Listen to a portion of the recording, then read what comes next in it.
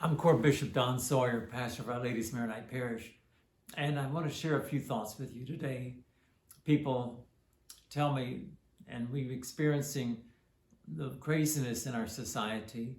I would like to call it a brainwashing that powers may be. Everything seems topsy-turvy. What's right seems wrong, wrong is right, and I think you know what I mean. And so much pressure, but we as Christians, we have to keep our eyes fixed on the target. If you don't aim at the target, you're going to miss it. And Christianity, I think we've gotten too comfortable. We thought that we're mainstream. But to be Christian, a follower of Christ, a disciple or an apostle, if you want to call it, we have to be different. A person who's afraid to be different is going to go with the crowd. And a quote I want to share with you is from Paul's letter to the Romans, it's chapter 2. And he says, I beseech you, therefore, brethren, by the mercies of God, that you present your bodies a living sacrifice, holy and acceptable to God, which is your reasonable service. And do not be conformed to this world. Hear that? Do not be conformed to this world, but be transformed by the renewing of your mind, that you may prove what is good and acceptable and perfect will of God. We have to please God, not mankind. And I laugh, I see how much people get into the trends, and we have to listen to God first. Are we constantly being barraged with reprogramming? And a friend of mine says, don't drink the Kool-Aid. But even friends of mine have drunk the Kool-Aid and they keep drinking it. Wake up, and this should be your determining factor of how you live, your faith.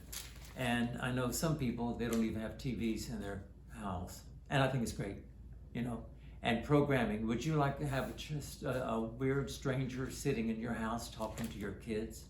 You wouldn't put up with that. But you allow the TV, and and the kids just taking and absorbing it.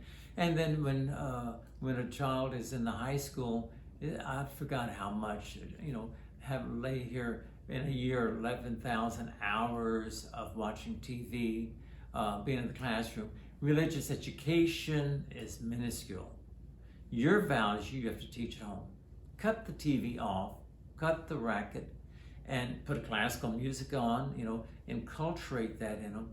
And I encourage everyone, there's an old saying, the family that prays together stays together.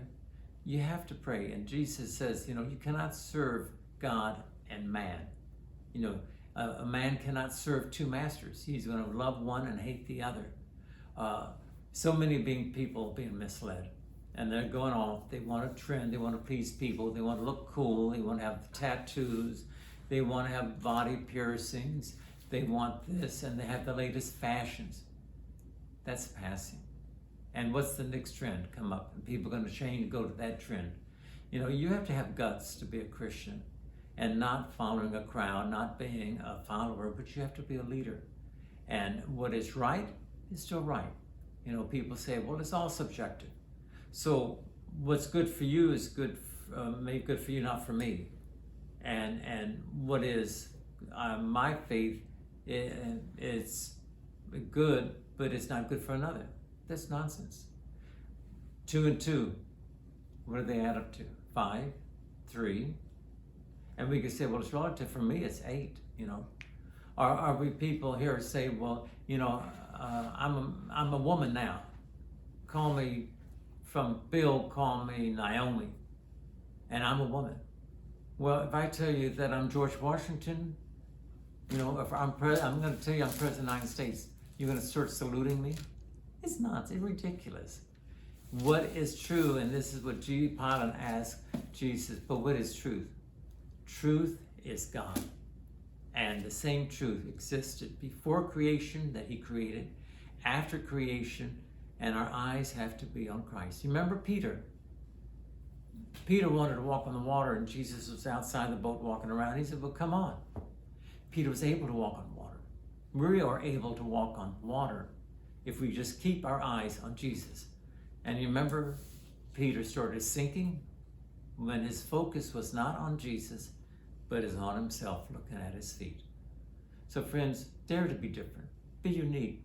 God has not made another you in the world, and that's a gift. Gift to you and a gift to the world. You know, I had a friend who used to tell me, oh, well, you're weird. I said, no, I'm unique, and I'm proud of it. You be proud to be unique and be what God has made you to be, you. God bless.